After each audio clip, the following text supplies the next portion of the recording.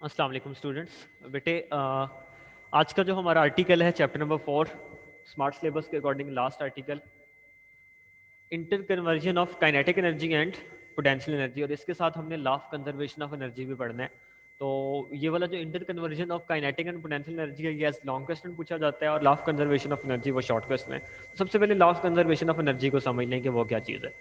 Law of conservation of energy ये कहता है कि जो आपके पास टोटल अमाउंट ऑफ एनर्जी है वो हमेशा कांस्टेंट रहती है, मतलब वो फिक्स रहती है।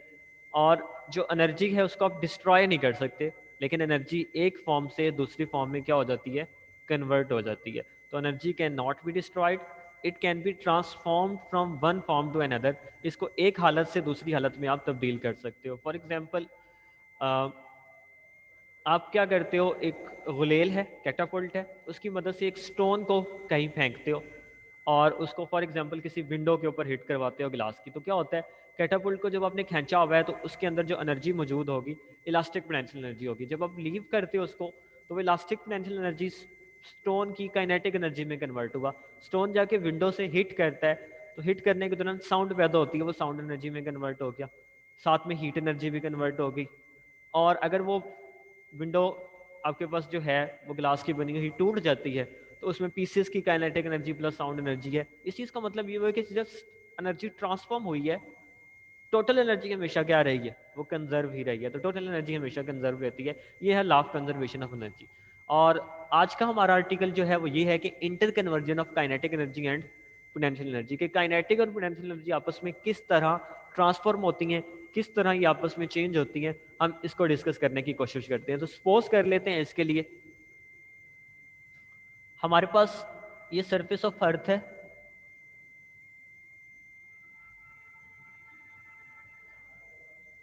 और यहां से एक हाइट एज के ऊपर एक बॉल मौजूद है जिसका मैस कितना है,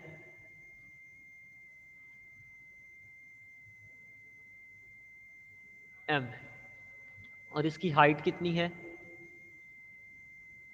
सरफेस ऑफ अर्थ से लेके इसकी हाइट है, हाइट एच। और मैं सपोज करता हूँ ये अभी पोजीशन ए के ऊपर मौजूद है। कहाँ पे मौजूद है, पोजीशन ए के ऊपर। इनिशियली इसको हमने होल्ड किया हुआ है तो इसकी जो यहाँ पे वेलोसिटी है वो वेलोसिटी कितनी है, जीरो है। नाउ इसको मैं क्या करता हूँ, मैं इसको नीचे गिराता हूँ और ये बॉल कहीं यहाँ पे आ जाता है। फॉर एग्जाम्पल ये इसकी पोजीशन है, पोजीशन बी। जब ये पोजीशन बी तक फॉल करके आता है तो कितना फॉल किया इसने, इसने डिस्टेंस एक्स फॉल किया। कितना डिस्टेंस फॉल किया है, डिस्टेंस एक्स फॉल करके कहाँ पे आ गया, बी के ऊपर आ गया। तो अभी इसकी यहाँ से तक जो हाइट है अगर वो मैं लिखना चाहूँ तो वो हाइट कितनी आएगी, सरफेस ऑफ अर्थ से देखिए टोटल एच थी, ये एक्स है, तो ये कितनी हाइट बाकी रह जाएगी, एच माइनस एक्स हाइट रह जाएगी। और फाइनली जब वो ग्राउंड से हिट कर रहा होगा, उसे हिट करने से एक मोमेंट पहले जो उसकी पोजीशन है वो पोजीशन है सी। हमारा टारगेट ये है कि हमने इन तीन पोजीशंस के ऊपर बॉडी की काइनेटिक एनर्जी बतानी है, पोटेंशियल एनर्जी बतानी है, और तीनों पोजीशंस के ऊपर बॉडी की टोटल एनर्जी क्या होती है वो बतानी है। तो हम स्टार्ट करते हैं पोजीशन नंबर ए से। Eight position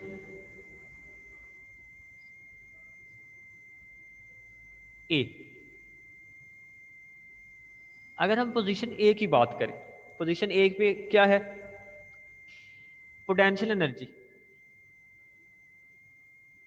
of body at position A, ये बराबर होगी एम जी, और हाइट कहाँ पे, हाइट एट ए।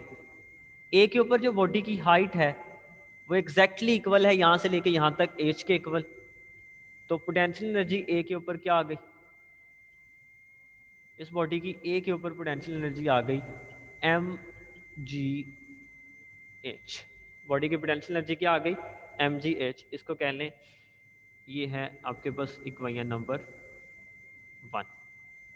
नाउ काइनेटिक एनर्जी, अगर फाइंड करना चाहते हैं तो काइनेटिक एनर्जी कैसे फाइंड करोगे? काइनेटिक एनर्जी एट ए आएगी हाफ एम वी का स्क्वायर, बट वेलोसिटी कौन सी है? वेलोसिटी एट ए, और हमें पता है वेलोसिटी उसकी ए के ऊपर कितनी है, रेस्ट पे है body, velocity at A is equal to 0। तो काइनेटिक एनर्जी ए के ऊपर कितनी आ जाएगी? Half M velocity at A का स्क्वायर, तो काइनेटिक एनर्जी उसकी आ गई at position A is equal to 0। इसको कह लें आप इक्वेशन नंबर 2। अब हमें जो रिक्वायर थी, हमें रिक्वायर थी टोटल एनर्जी, तो टोटल एनर्जी ए के ऊपर कितनी आ गई? Total energy at position A is equal to what? इन दोनों एनर्जीज को क्या कर दें, ऐड कर दें। Kinetic energy at A plus potential energy at A. Kinetic energy थी 0, पोटेंशियल एनर्जी थी mgh।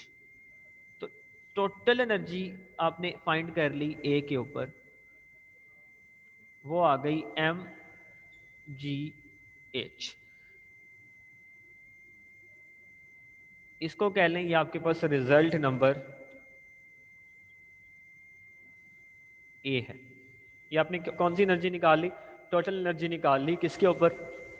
ए के ऊपर निकाली। नाउ हमारा टास्क है position B.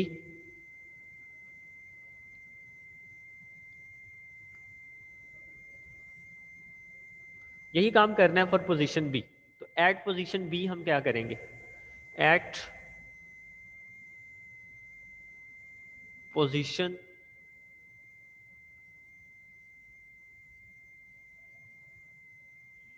B, position B की अगर हम बात करें, पोजीशन बी के ऊपर हमने क्या करना है? सबसे पहले पोजीशन बी के ऊपर हम अगर फाइंड करने की कोशिश करें कि पोजीशन बी के ऊपर बॉडी की पोटेंशियल एनर्जी क्या आती है, कैसे लिखेंगे? Potential energy at position B किस चीज के इक्वल आएगी? ये आएगी M G height at B. अब हाइट एट बी कितनी है, क्वेश्चन हमारा ये है। हाइट एट बी मुझे पता है कि यहाँ से लेके यहाँ तक का जो डिस्टेंस है वो है h माइनस एक्स, उसकी जगह पुट कर दिया h माइनस एक्स। तो पोटेंशियल एनर्जी की वैल्यू बी के ऊपर क्या आ गई? ये आ गई एम जी, और यहाँ पे आ गई h माइनस एक्स।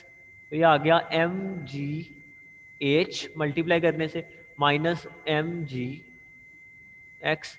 ये आ गई बॉडी की पोटेंशियल एनर्जी कहाँ पे? बी के ऊपर आ गई। इसको कह लें आप equation number 3 for example. Now kinetic energy find करनी है बी के ऊपर।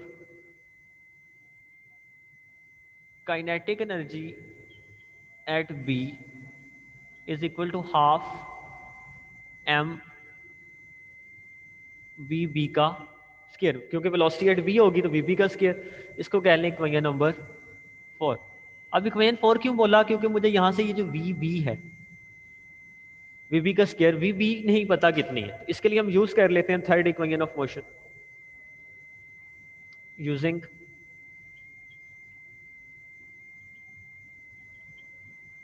Third equation of motion. अब थर्ड इक्वेशन ऑफ मोशन को अगर मैं सिंपलेस्ट फॉर्म में लिखूं तो वो थी 2as is equal to V F का स्क्वायर माइनस वी आई का स्क्वायर। अब इसको अपनी कंडीशन में कन्वर्ट करना है। देखें, 2 ए मेरे पास किस चीज के इक्वल है? ए इज एक्चुअल, यहाँ पे बॉडी वर्टिकल मूव कर रही है तो नीचे फॉल कर रही है, तो A is equal to gravitational acceleration G. और बॉडी ने कितना डिस्टेंस कवर किया? ए से लेके बी तक बॉडी ने डिस्टेंस कवर किया है एक्स। V F in actual second point B की वेलोसिटी है, तो ये है वेलोसिटी एट बी का स्क्वायर, और इनिशियल पॉइंट है वेलोसिटी एट ए का स्क्वायर। अब मुझे पता है वेलोसिटी एट ए तो 0 थी, as velocity at a is equal to 0, so 2gx equals vb square minus 0 का स्केयर। इसको अगर मैं सीधा करके लिखूं तो वी बी का स्केयर किस चीज़ के इक्वल आ गया, 2gx। इसको आप पुट कर दें इन इक्वेशन 4 14 4 4 में अच्छा पुट करते हैं तो क्या बन जाता है, kinetic energy at position B वो आ जाती है हाफ एम वी बी की जगह 2g x। 2 से कैंसिल हो गया तो काइनेटिक एनर्जी एट बी क्या आ गई, काइनेटिक एनर्जी एट बी आ गई mgx। क्या आ गई, mgx। इसको कह लें इक्वेशन नंबर 5। नाउ हमारा टारगेट क्या था, टोटल एनर्जी फाइंड करना। तो टोटल एनर्जी एट बी कैसे फाइंड करोगे, total energy at position B is equal to kinetic energy at B plus potential energy at B. Kinetic energy at B is equal to M G X plus potential energy at B है M G H minus M G X. Bracket को ख़त्म करेंगे तो बनेगा M G X plus M G H minus M G X. यहाँ पे M G X से cancel out हो गया तो आपके पास टोटल एनर्जी आ गई at position B that is equal to M G H. इसको आप लोग कह लें कि ये मेरे पास रिजल्ट नंबर क्या है, बी। हमने दो पोजीशंस पे एनर्जी फाइंड कर ली और एग्जैक्टली वो क्या आई, सेम आई। नाउ एट पोजीशन सी,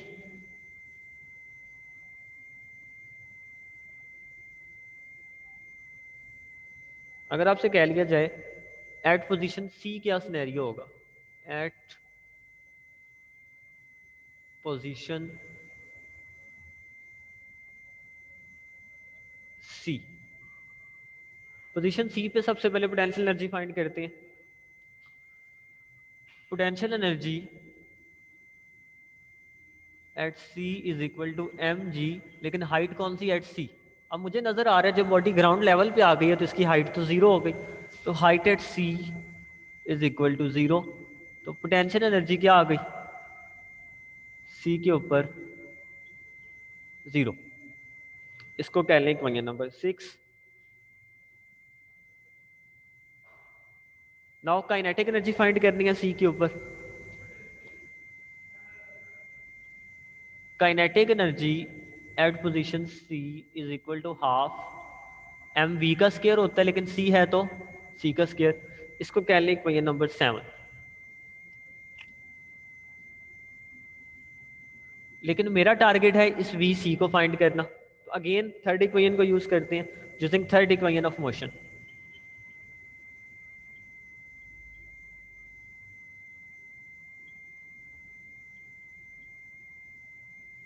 ये थी 2as is equal to V F का स्केयर माइनस वी आई का स्केयर। अब इसको अपने अकॉर्डिंग लिखना है। सबसे पहले तो 2 वैसे ही आ जाएगा, ए मुझे पता है वर्टिकल मोशन है तो जी। व्हाट इज एस, ए से सी तक मूव करने में बॉडी ने डिस्टेंस कवर की है x plus H minus x, या सिंपली कह दें एच डिस्टेंस कवर किया। तो ये डिस्टेंस कितना आ गया, एच आ गया। फाइनल वेलोसिटी हमने सी पे फाइंड करनी थी और इनिशियल रेफरेंस वेलोसिटी ए वाली लेनी है। आपने कंफ्यूज नहीं होना, यहाँ पे बी नहीं पुट कर देना, हमारा रेफरेंस ए था तो हम ए से ही लिखेंगे।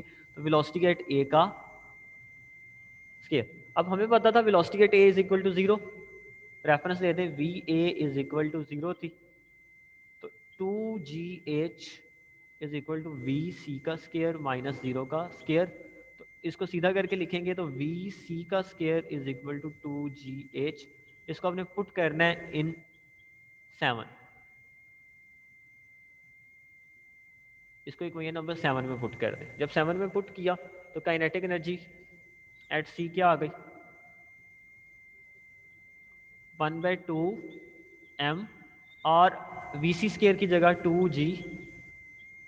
2 से कैंसिल, तो काइनेटिक एनर्जी एट सी आ गई mgh। इसको कह लें आप equation number 8। Now total energy कैसे लिखेंगे? Total energy at C is equal to kinetic energy at C plus potential energy at सी।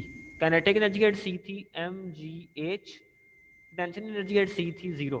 तो total energy at C position is equal to what? mgh। इसको आप कह लें रिजल्ट नंबर सी। तो हमने क्या कंक्लूड किया तीनों रिजल्ट से, ए बी और सी से? हमने ये कंक्लूड किया कि जो टोटल एनर्जी है वो हमेशा क्या रहती है? कांस्टेंट रहती है, टोटल एनर्जी चेंज नहीं होती। तो मैं यहाँ पे लिख सकता हूँ from result 1 2 and 3, from result A B and C we conclude that total energy always remains constant।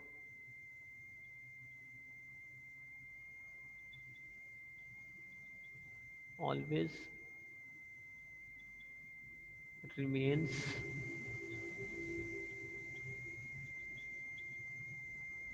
Constant. Total energy हमेशा क्या रहती है? कांस्टेंट रहती है। अब दो चीजें आगे है, हम एयर फ्रिक्शन को निगलेक्ट करते हैं। बाय निगलेक्टिंग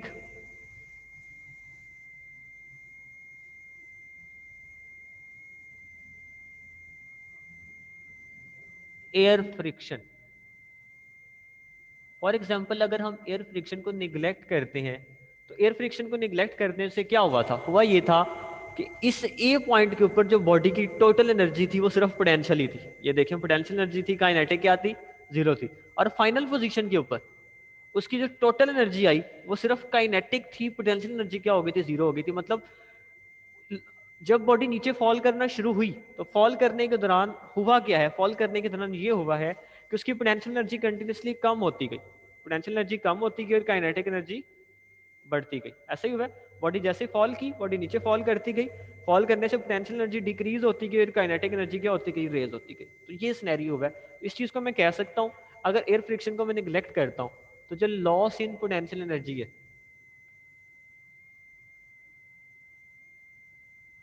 वो इन एक्चुअल क्या हुआ है? वो बराबर था exactly equal to gain in kinetic energy. मतलब किसी किस्म की आपकी एनर्जी अदर फॉर्म में लॉस नहीं हो, जस्ट पोटेंशियल कन्वर्ट हो गई एग्जैक्टली काइनेटिक में। लेकिन कब? जब एयर फ्रिक्शन निगलेक्ट की। अब लॉस इन पोटेंशियल एनर्जी कैसे निकालोगे? वो निकालेंगे, ये वाली हाइट h1 कंसीडर कर लें, इसको हाइट h2 कंसीडर कर लें। इसका फॉर्मूला आएगा mg h1 माइनस h2। इतना लॉस हुआ उसमें। और गेन इन काइनेटिक एनर्जी कितना हुआ? इधर वेलोसिटी v1 इधर वेलोसिटी v2, तो यहाँ पे मैक्सिमम काइनेटिक एनर्जी थी। हम लिखेंगे हाफ m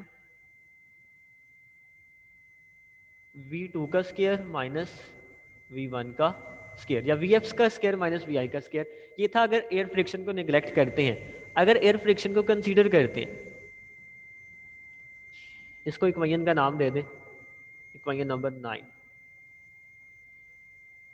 बाय कंसीडरिंग